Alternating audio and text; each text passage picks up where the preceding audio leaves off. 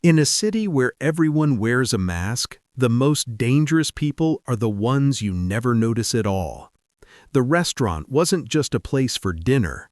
It was a fortress of polished stone and lethal secrets disguised as indulgence. Billionaires whispered treaties over vintage crystal. Traders hid their intent behind tasting menus. And men like Kang De-Hyun came here to pretend that the blood on their empires had long since dried. He sat beneath amber light that cost more per hour than most people earned in a year, his jaw carved from stone and silence. To the world reading his name in headlines, he was the visionary of a new soul. To those who whispered his real name in the back alleys of Busan, he was still the tiger, the man who had built a fortune on a foundation of fear. Tonight, he was trying to believe in the illusion of civilization across a polished expanse of marble. Riley Clayton moved like water through stone. She didn't offer the performative, bright smiles of the other staff, smiles designed to disappear into a guest's gratitude. Her face carried a different kind of stillness, the sort that only comes from surviving things the world doesn't want to acknowledge. Her hands, elegant and steady as a surgeon's, cleared plates with a precision that seemed almost military. De-Hyun noticed. He told himself he was imagining it, but there was something in the way she scanned the room. It wasn't a server's practiced efficiency, it was a soldier's instinct. Her eyes mapped the exits the way others memorized the wine list. Her posture suggested coiled readiness, not deference.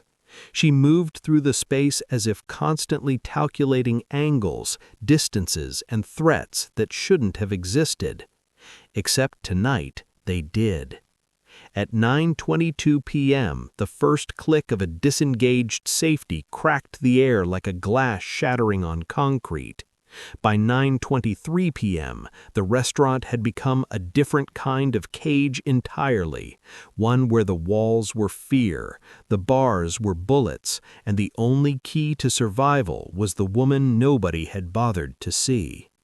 But to understand how a quiet waitress did the unthinkable, you have to understand that Riley Clayton wasn't born in the kitchens of Seoul. She was forged somewhere far darker, in the kind of places where governments send the people they want to forget to do the work they'll never acknowledge. Kang De-Hyun had spent a lifetime believing his power made him untouchable. Tonight, 5 men with military precision and a vendetta older than his empire were about to teach him otherwise. Welcome back, my beautiful souls and kindred spirits.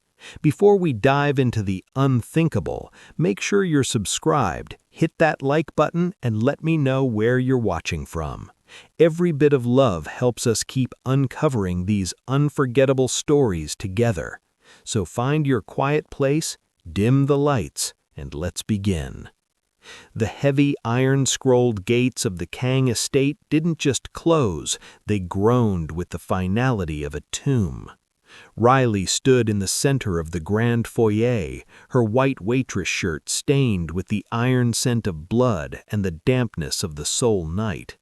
The adrenaline that had turned her into a surgical instrument at the restaurant was beginning to ebb, leaving behind a cold, hollow ache. Kang De-Hyun moved past her, his dark suit jacket discarded to reveal the intricate swirling ink that mapped his history across his shoulders. He didn't look back to see if she was following, he knew she was. In his world, gravity didn't pull objects to the earth, it pulled them toward him. "Sit," he commanded, gesturing to a heavy leather chair in a study that smelled of ancient paper and expensive tobacco. Riley sat, her body still squared, her eyes never leaving the movements of the men in the hallway. Captain Ryu and his security team were already scrubbing the digital footprint of the restaurant's security cameras, but the real cleanup was happening right here. De-Hyun opened a sleek obsidian black laptop. The blue light cast sharp shadows across his face, emphasizing the jagged scar at his hairline. "Riley Clayton," he murmured, his fingers dancing across the keys. 3 years of silence. You lived in a basement flat in Itaewon. You worked double shifts. You have no bank accounts, no social media, no family listed in any registry. You've spent a long time trying to be a ghost. "I like the quiet," Riley said, her voice a low, vibrating rasp of defiance. "Quiet is expensive," De-Hyun countered. He turned the screen toward her. It displayed a series of wire transfers, the numbers flickering and resetting to 0 in real time. "Your father's medical debts in the States, paid. The back taxes on that basement flat, settled. The private investigators currently looking for a woman matching your description in Los Angeles, they've just been redirected to a dead end in Tokyo." Riley's breath hitched. The sovereign debt she had been carrying like a stone around her neck was suddenly gone, evaporated by a man she had met less than an hour ago. "Why?" "Because a ghost is useless to me, but a weapon like you is priceless," De-Hyun said, standing up and walking until he was inches from her. He leaned down, his presence overwhelming, radiating the quiet authority that saw him survive the back alleys of Busan. "You didn't just save my life, Riley. You showed me a level of competence that my own men haven't achieved in a decade. You see the logic of the kill before the trigger is even touched." He walked to the window, looking out at the high walls topped with electrified wire. "The gates are locked. You'll find the guest suite is stocked with everything you require. You aren't a waitress anymore, and you aren't a ghost." "So I'm a prisoner?" Riley challenged, her eyes flashing with the calculation of a predator. De-Hyun looked at her over his shoulder, a slow, dark smile touching his lips. "You're an investment, and I never let my assets walk away into the rain. Welcome to the Black Unit, Riley. Try to enjoy the luxury. It's the only thing you'll have plenty of while we decide who we have to kill next." The storm outside the estate had settled into a rhythmic, lashing beat against the reinforced glass of the study, a stark contrast to the heavy silence between us. Kang De-Hyun poured 2 fingers of amber liquid into a crystal tumbler, the ice clinking like the sound of a hammer on a cold anvil. He didn't offer me a glass. He knew my hands needed to stay empty, ready for the weight of a blade. He sat across from me, the low light of the desk lamp catching the jagged lines of his tattoos. He didn't look like a man who had almost died an hour ago. He looked like a man who had just discovered a hidden door in his own house.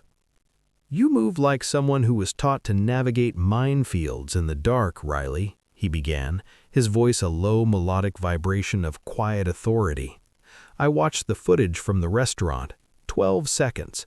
That's how long it took you to neutralize 3 professional gunmen. You didn't waste a single movement, no hesitation, no pulse spike." I leaned back, my posture still squared, my eyes tracking the shadow of a guard in the hallway. "In my world, hesitation is a death sentence. You learn to breathe between the heartbeats of the people who want to kill you." "Your world," he repeated, savoring the words. "Your files say you were a waitress in Itaewon, but your body says you were a ghost in a black ops program. The way you held that knife, it wasn't a kitchen tool, it was an extension of your intent. I've seen that logic of scars before. It's the mark of someone who was forged, not born." He stood up and walked toward a safe built into the mahogany wall. He pulled out a worn black tactical glove, military grade, the kind used by the elite units of the American Special Forces. He tossed it onto the desk between us. "I found this in the trash behind the restaurant after the police left," he said, his eyes narrowing as he watched my expression. "High-density polymer, silent grip. It's not something a waitress keeps in her locker. It's what a hidden weapon uses when she doesn't want to leave a trace." The waitress persona I had carefully crafted for 3 years was dissolving under his gaze. The mask was cracked, and the soldier underneath was finally beginning to breathe. I left that life behind, De-Hyun. I chose the quiet. I chose the rain. The rain doesn't wash away a past like yours, Riley, he countered, stepping into my space. He leaned down, his face inches from mine, his scent of sandalwood and ozone overwhelming. The 5 knives are still out there, Riley. They know your face now. They know there's a ghost in Seoul who can kill them with a serving tray. You can try to be a waitress again, but you'll just be a target in an apron. He reached out, his thumb grazing the faint silver line of a scar on my forearm, a souvenir from a mission in a country that officially didn't exist. I saved you because you couldn't help yourself. Your instinct is to protect the king. So let's stop the lies. You aren't a server, you're a sovereign asset, and tonight, the logic of scars says we belong to each other. I looked into his dark, approving eyes and realized the terrifying truth.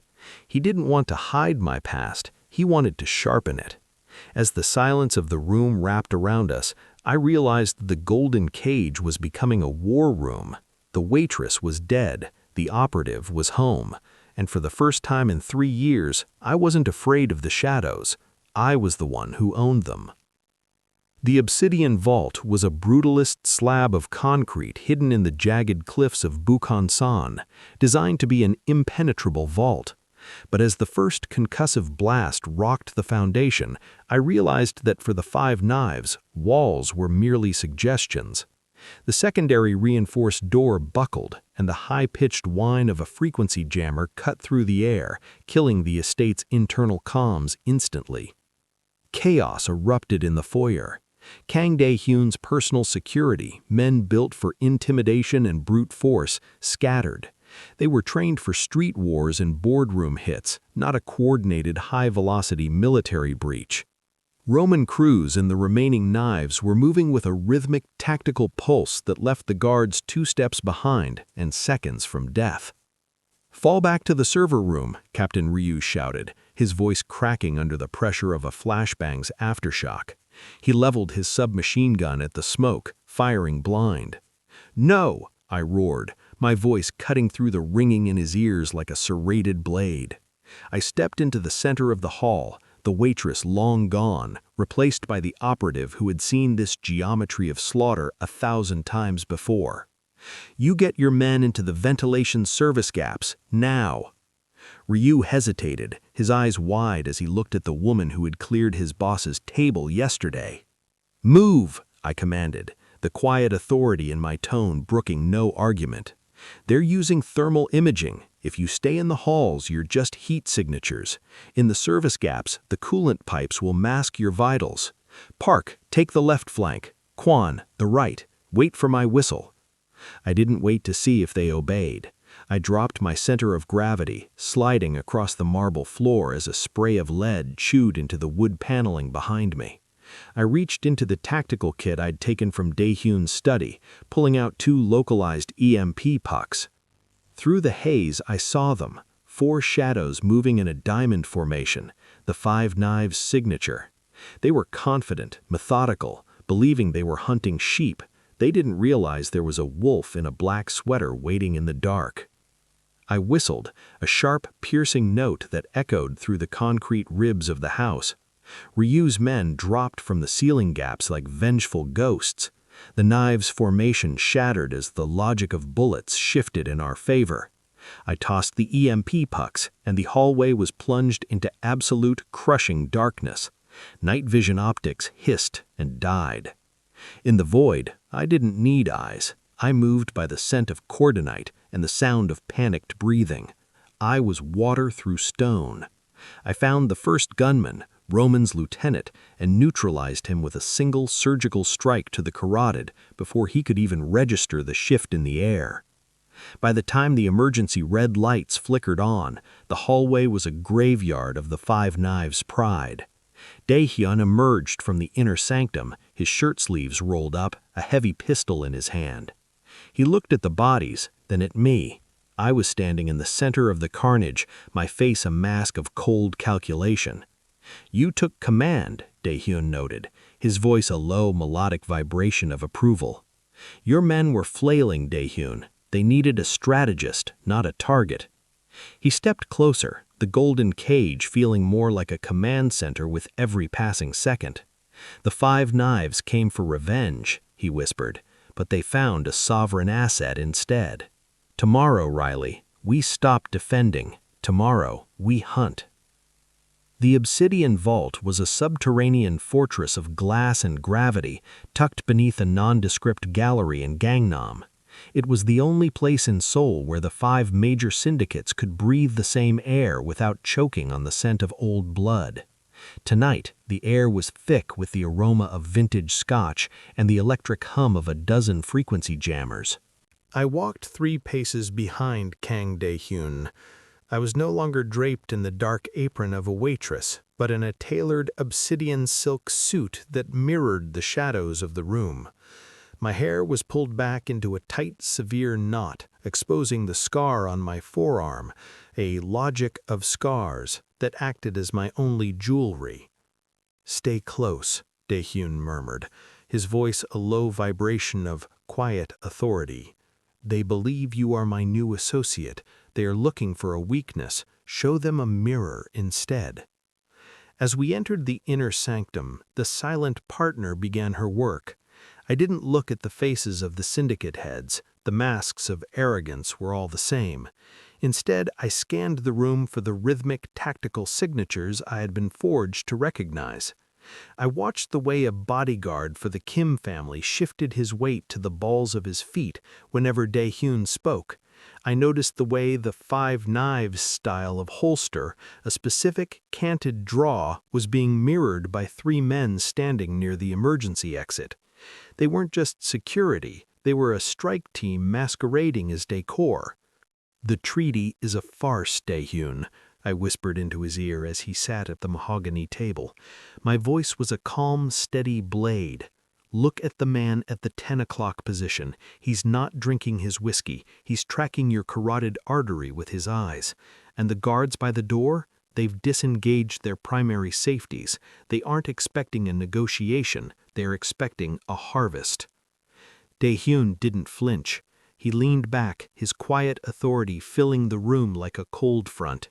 He reached for his glass, his eyes meeting mine in a moment of silent, heavy acknowledgement. He had found a hidden weapon who could see the invisible threads of a betrayal before the first drop of blood was spilled. "Gentlemen," De-Hyun began, his voice cutting through the murmurs of the rivals, "my associate tells me that the air in this room has grown quite thin. It seems some of you have forgotten that while I am a man of peace tonight, my shadows have very long reaches." The room went deathly still. The rhythmic, tactical pulse of the gunmen spiked. I squared my body, my center of gravity low, my hands ready to transition from silence to surgical violence. I wasn't serving drinks tonight. I was serving notice. "The 5 Knives have a long memory, De-Hyun," Chairman Kim sneered, his hand hovering near the edge of the table. "And I have a silent partner with a better one," De-Hyun countered. I didn't blink. I didn't breathe. I just mapped the distance between my hand and the jugular of the man at 10 o'clock. The golden cage had become a throne, and as the first hand moved toward a concealed weapon, I realized I was no longer hiding from my past. I was using it to dictate the future of the city. The digital heart of the Kang estate, the Blue Room, hummed with the clinical cold of a high-tech tomb. While the rest of the mansion slept, I sat immersed in the stream of encrypted data that governed De-Hyun's empire. I wasn't looking for ghosts this time. I was looking for the Judas Protocol, the specific leak that allowed the 5 Knives to find a safe house that technically didn't exist. My fingers moved like a surgeon's precision, peeling back the layers of the estate's internal VPN. I found it at 2:14 a.m., a microburst of data masked as a routine security ping sent to a dead drop server in Tokyo. It wasn't sent from an outside hack, it came from within the house. I didn't alert De-Hyun. In my world, you don't scream until the trap is set. I rerouted the outgoing signal, creating a mirror loop that fed the recipient a set of fake coordinates, a derelict warehouse by the Han River, while I traced the physical terminal of the sender. My screen flickered with a floor plan of the estate. The source wasn't the guards' barracks, it was the private office of Lieutenant Park, De-Hyun's right hand and tactical specialist. The betrayal was logical. Park saw me as a disruption to the order he controlled. To him, I was a variable that needed to be deleted. I moved through the corridors like a shadow through glass. No footsteps, no breath, just the quiet authority of a predator returning home. I found Park in the darkened corridor outside De-Hyun's bedroom, his hand hovering near the biometric scanner. He wasn't just leaking coordinates anymore, he was moving for the kill. "The geometry is wrong, Park," I whispered into his ear as his small voice vibrated from the walls itself. Park spun, his hand diving for the suppressed pistol at his hip. He was fast, trained in the rhythmic tactical style of the Seoul Police Academy, but he was moving against a ghost. Before he could clear his holster, I was in his space. I didn't use a gun. I used the logic of scars, a heavy glass paperweight I'd taken from the study, swung with the force of 3 years of repressed rage. The glass shattered against his temple, a sharp surgical strike that bypassed his defenses. I caught him before he hit the floor, dragging him into the shadows as the mirror loop on my tablet confirmed the 5 knives had just arrived at the empty warehouse. "You were a good soldier, Park," I whispered into his ear as he slipped into unconsciousness. De-Hyun appeared at the end of the hall, his silk robe open, a heavy revolver in his hand. He looked at the slumped form of his oldest friend, then at me. I stood there, the broken glass still in my hand, my face a mask of absolute, terrifying calm. I wasn't the waitress, I wasn't even the partner, I was the sovereign of his survival. "He was the leak," I said simply. De-Hyun stepped closer, the golden cage feeling like a throne room. He didn't ask for proof, he saw the logic in my eyes. "The Judas protocol is closed," De-Hyun noted, his voice a melodious vibration of approval. "You've outmaneuvered the man who taught my unit everything they know." "He taught them how to fight, De-Hyun," I replied, dropping the shard of glass. "I taught them how to survive." The sky over Seoul didn't just darken, it vanished. The hum of the city, the neon pulse that usually masked 1,000 sins, flatlined as the 5 knives executed a total grid wipe. From the balcony of the safe house, the world looked like an inkwell had been shattered over the horizon. Inside, the emergency red lights flickered once and died, leaving only the logic of the abyss. "Riley, status?" De-Hyun's voice cut through the dark, a low, steady anchor in the void. "They think the dark is their sanctuary. They're wrong. The dark is where I lived for 3 years." I didn't reach for a flashlight. I didn't need one. My invisible training had taught me to navigate by the texture of the air and the micro vibrations of the floorboards. I moved through the foyer, my center of gravity low, my white waitress shirt swapped for a high-necked tactical shadow suit. I wasn't just moving through the environment, I was becoming it. The 5 knives were coming. I could hear the rhythmic heavy tread of their boots, the rhythmic tactical arrogance of men who believe that night vision goggles make them gods. They were funneling through the kitchen entrance, moving in a tight diamond formation. I didn't engage them with lead. I used the logic of the hunt. I reached into the utility panel and severed the backup coolant line for the industrial walk-in freezer. A thick, white mist of liquid nitrogen began to bleed across the floor, masking my heat signature and turning the air into a freezing shroud.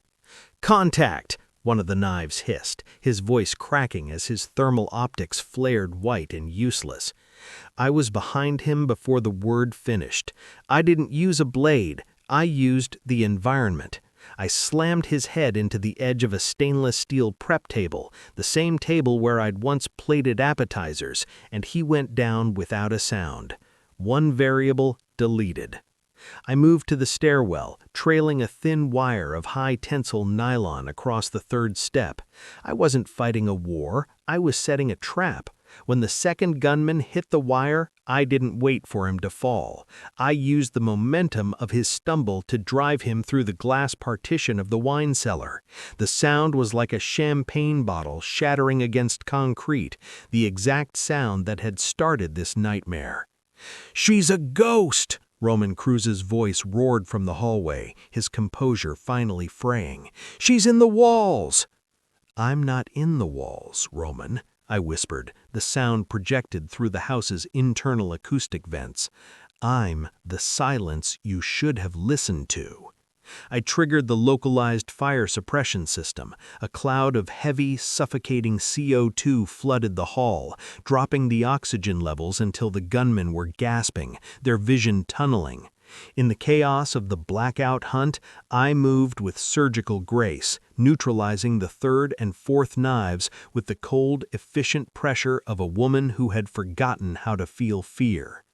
By the time the city's power grid gave a pathetic, dying flicker and returned to life, the house was silent once more. I stood at the top of the stairs, my silhouette framed by the returning neon glow of Seoul. De-Hyun emerged from the shadows of the study, his eyes finding mine. He saw the visible queen standing amidst the wreckage of his enemies. "The hunt is over," I said, my voice as cold as the mist in the kitchen. "No, Riley," De-Hyun corrected, his quiet authority returning with the light. "The hunt has just moved to the restaurant." The restaurant was no longer a cathedral of power. It was a hollowed-out ribcage of glass and memories. The amber lights flickered with a dying pulse, casting long, jagged shadows over the marble floors where Riley had once moved like water. The scent of expensive wagyu and vintage wine had been replaced by the cold, metallic tang of gunpowder and the ozone of a city still reeling from the blackout. Kang De-Hyun stepped through the shattered front doors first, his boots crunching on the diamonds of broken crystal.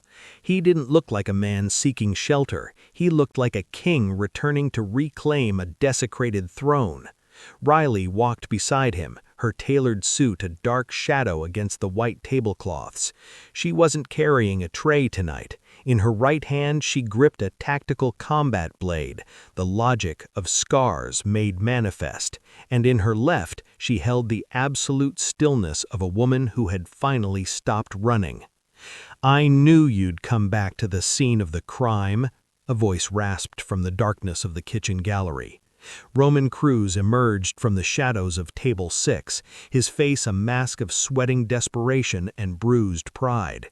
He was the last of the five knives, the jagged remnant of a team that had underestimated a ghost. He leveled his heavy-caliber pistol at De-Hyun's chest, but his eyes, wide and bloodshot, were locked on Riley. "You ruined everything," Roman spat, his trigger finger twitching in a rhythmic tactical tremor. "I wasn't playing, Roman," Riley said, her voice a low, vibrating blade. "And I wasn't a waitress. I was the person you were never supposed to see." De-Hyun didn't move to intervene. He stood with his arms crossed, his quiet authority acting as a shield for Riley's momentum. He knew this wasn't his battle to finish. The final restoration required the architect to clear her own foundation. Roman fired. The crack of the shot echoed through the empty hall like a champagne bottle shattering against concrete, the exact sound that had started this nightmare. But Riley wasn't there. She moved with sovereign precision that defied the geometry of the room, diving behind a tipped mahogany table and surfacing in a blur of motion. She didn't use a gun. She used the environment she'd mapped 1,000 times. She vaulted over the service counter, her body a coiled spring. As Roman pivoted to track her, she launched a heavy silver serving platter, the last relic of her old life, with the force of a projectile. It struck Roman's wrist, the metallic clang coinciding with the second shot that went wide into the ceiling. Before he could recover, Riley was in his space. She didn't hesitate. She drove the blade through the meat of his shoulder, pinning his reaching hand to the prep station. The logic of the kill was in her eyes, cold and absolute. "The fight didn't start because you were military, Roman," Riley whispered into his ear as he gasped in agony. "It started because you forgot that the most dangerous person in the building is the one you treat like furniture." She disarmed him with a surgical twist, the pistol clattering across the floor to stop at De-Hyun's feet. Riley stood over the fallen gunman, her breathing steady, her face a mask of quiet authority. The circle was closed. The restaurant was hers again. De-Hyun walked forward, his eyes reflecting the dark pride of a man who had found his equal. "The restoration is complete, Riley," he noted, looking at the ruin of his enemies. "The waitress is gone. Only the queen remains." Riley looked at the blood on her sleeve, then at the empty tables. She felt no regret. She felt no fear. She felt, for the first time in 3 years, completely visible. The silence following the carnage at the restaurant was not the empty quiet Riley had once craved. It was the heavy, expectant hush of a theater before the final act. She stood in the center of the ruins, the tactical blade still warm in her hand, watching the blue and red lights of the authorities pulse against the shattered glass. Beside her, De-Hyun remained a pillar of unyielding shadow, his quiet authority reclaimed and amplified by the violence that failed to take him. "The police are 6 minutes out," De-Hyun said, his voice a low melodic vibration that seemed to anchor the drifting dust. "Captain Ryu has a sanitized vehicle waiting in the alley. By dawn, you can be in a safe house in Jeju. By the end of the week, I can have a new identity waiting for you in Zurich or London or back in the States. The waitress is dead, Riley. This is your chance to become a ghost that even I cannot find." Riley looked at her hands. They were steady, terrifyingly so. For 3 years she had lived for the rain, for the invisibility of the apron, for the safety of being a non-entity. She'd treated her skills like a shameful secret, a logic of scars she hoped would eventually fade into white noise. But as she looked at the silver platter she'd used as a weapon, she realized the truth. The invisibility hadn't been a shield, it had been a shroud. "You're offering me an exit?" Riley whispered, her voice a calm, sharp blade. "I am offering you a choice," De-Hyun corrected, stepping closer until his silhouette blotted out the flickering neon of the street. "You saved me because it's what you were built for, but I will not keep a sovereign asset against her will. You can go back to the shadows, Riley. You can spend the rest of your life hoping nobody looks at you too closely in a crowded room. Or," he paused, his eyes locking onto hers with a terrifying, possessive clarity, "or you can stay. You can stop clearing plates for men who aren't worthy of your time and start clearing the path for an empire. You won't be a waitress. You won't be an operative. You will be the Queen's Gambit, the move they never see coming until the game is already over." Riley felt the defensive isolation she had built around her heart finally crumble. The thought of a quiet life in Zurich felt like a slow death, a return to the gray, muffled existence of a woman who was afraid of her own light. She looked at De-Hyun, the man who had seen the monster inside her and didn't flinch. He didn't want to fix her, he wanted to reign with her. "I'm tired of the rain, De-Hyun," Riley said, her voice rising with a new, visible authority. She dropped the tactical blade, the metallic clang echoing like a vow against the marble. "And I'm tired of being the ghost. If I'm going to haunt this city, I might as well own it." De-Hyun's lips curled into a predatory, satisfied smile. He reached out, his hands settling on the small of her back, not to lead her, but to walk beside her. "Then the game begins now."